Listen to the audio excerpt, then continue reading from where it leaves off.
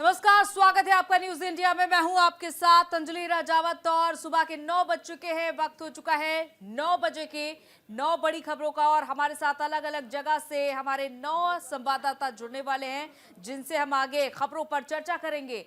तो एक एक कर हम खबरों पर नजर डालेंगे। जहां आनंद हमारे साथ दिल्ली से जुड़ेंगे, निकुल पटेल हमारे साथ अहमदाबाद से जुड़ेंगे, तो वहीं मुंबई से शुभम पांडे हमारे साथ जुड़ेंगे और इसके अलावा जुड़े हुए हैं दीपांकर गुप्ता हमारे साथ जुड़े हुए हैं।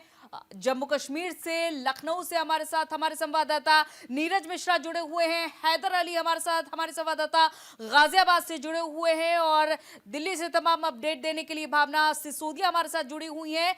यमुनानगर से अपडेट देने के लिए हमारी संवाददाता वीना अरोड़ा और ओम प्रकाश हमारे संवाददाता दिल्ली से हमारे साथ जुड़े हुए हैं। तमाम अपडेट के साथ हम उनसे बातचीत करेंगे तमाम बड़ी खबरों पर।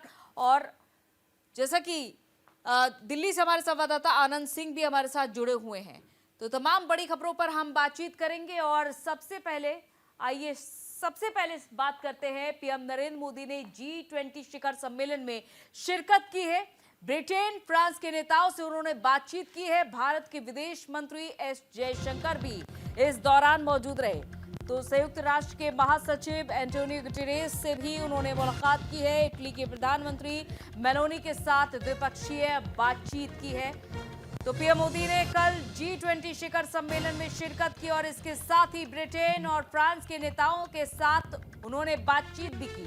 बताते चले कि इस दौरान भारत के विदेश मंत्री एस जयशंकर भी मौजूद रहे और प्रधानमंत्री मोदी ने इटली के प्रधानमंत्री मेलोनी के साथ भी द्विपक्षीय बैठक की है।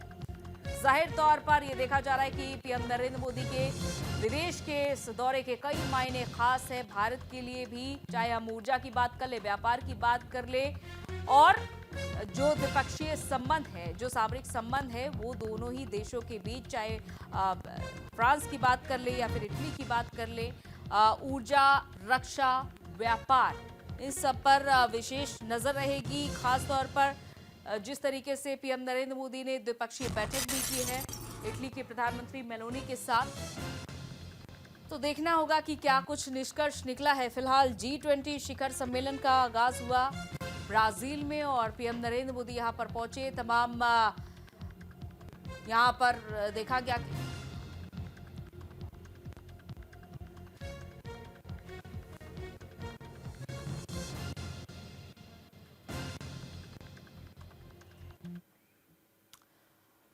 तो देखिए, प्रधानमंत्री नरेंद्र मोदी का आज ब्राजील में कार्यक्रम है। शाम 5:45 पर द्विपक्षीय बैठक करेंगे पीएम मोदी। शाम करीब 6 बजे G20 ट्रोइका के साइड इवेंट में वो भाग लेंगे। 6:30 बजे सतत विकास और ऊर्जा संक्रमण पर चर्चा करेंगे और रात 8 बजे से लेकर 8:55 तक द्विपक्षीय बैठकों में भी शामिल होंगे। वहीं रात 9 बजे G20 के समापन सत्र में भी पीएम नरेंद्र मोदी भाग लेने वाले हैं। तो पीएम नरेंद्र मोदी का मिनट टू मिनट कार्यक्रम हमने आपको बताया है। तो संयुक्त राष्ट्र महासचिव गुटेरेस से उन्होंने मुलाकात की, इटली के प्रधानमंत्री मेलोनी से उन्होंने मुलाकात की, उनके साथ द्विपक्षीय बैठक में भी उन्होंने हिस्सा लिया। इसके अलावा G20 में तमाम जितने भी राष्ट्राध्यक्ष हैं उनके साथ उन्होंने बातचीत की है और चर्चा की है। और पीयूष शुक्ला हमारे साथ जुड़ चुके हैं ज्यादा जानकारी के साथ। पीयूष, जाहिर तौर पर पीएम नरेंद्र मोदी का विदेश का दौरा कई मानों में अहम, और जब ब्राजील में G20 शिखर सम्मेलन है तो ऐसे में तमाम राष्ट्राध्यक्षों के साथ उनकी मुलाकात भारत के लिए कैसे देखा जाए?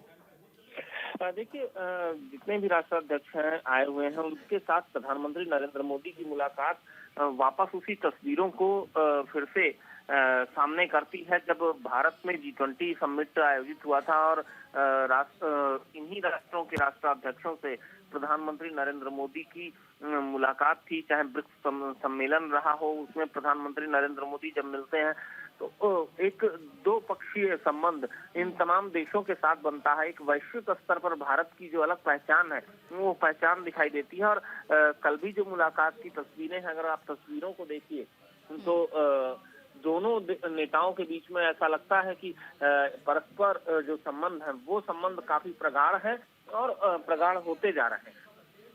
बिल्कुल, और ऐसे में ये भी समझा जा सकता है क्योंकि उन्होंने इटली के प्रधानमंत्री जॉर्जिया मेलोनी के साथ द्विपक्षीय बैठक भी की, तो ये समझा जा सकता है कि व्यापार हो या फिर रक्षा हो या फिर ऊर्जा के क्षेत्र में बड़ा सहयोग एक दूसरे को देने की यहाँ पर बातचीत जरूर हुई होगी। बिल्कुल, तमाम ऐसे क्षेत्र हैं जिन क्षेत्रों में कई देशों के साथ भारत के बहुत अच्छे संबंध हैं और उन संबंधों की सबसे बड़ी वजह, सबसे बड़ी कड़ी है प्रधानमंत्री नरेंद्र मोदी का मित्रवत संबंध उन राष्ट्रों के साथ स्थापित करना। और आज इसीलिए भारत कोई विजन देखता है, कोई सपना देखता है तो उस सपने को साकार करने की हिम्मत और हैसियत रखता है। उसकी सबसे बड़ी वजह है कि प्रधानमंत्री नरेंद्र मोदी उस विजन को साकार करने के लिए किसी भी स्तर पर जाकर बात कर सकते हैं और भारत की वो पहचान जो 2014 के पहले थी उसे बदल कर रख दिया है प्रधानमंत्री नरेंद्र मोदी। और इस समय ये भी फोकस है पीएम नरेंद्र मोदी का, पीयूष, कि किस तरह से भारत की जो संस्कृति है उसे अलग अलग देशों में पहुंचाया जाए, उसे बढ़ावा दिया जाए, ताकि जो टूरिज्म है, किस तरीके से हमेशा देखा भी जाता है मौके पर कि पीएम नरेंद्र मोदी टूरिज्म को बढ़ावा देते हुए नजर आते हैं, भारत की संस्कृति को विदेशों में उजागर करते हुए नजर आते हैं, और यही देखा भी गया G20 शिखर सम्मेलन में भी। वसुधैव कुटुंबकम का नारा प्रधानमंत्री नरेंद्र मोदी ने दिया और सबसे बड़ी बात है कि भारत को अगर विश्व गुरु बनना है तो भारत की संस्कृति को पूरे विश्व में फैलना होगा और उसको फैलाने का जो काम है वो काम भारत की कलाकृतियों का, भारत की कलाओं का, भारत की लोक कलाओं का, तमाम कल की आप अगर देखिए तो प्रधानमंत्री नरेंद्र मोदी की जो चर्चा का सबसे बड़ा विषय था वो विषय यही था। उन्होंने जो गिफ्ट दिए वहां पर राष्ट्राध्यक्षों को, तो उन गिफ्टों को अगर आप देखिए तो उसमें भी कहीं ना कहीं भारत की झलक दिखाई देती है।